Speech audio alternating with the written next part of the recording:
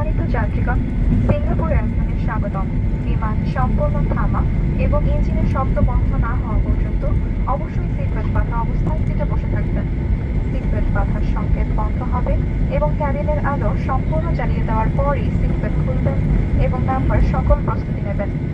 এখন স্থানীয় সময় দুপুর 2টা বেজে 28 মিনিট এবং মাটিতে তাপমাত্রা 31 ডিগ্রি সেলসিয়াস।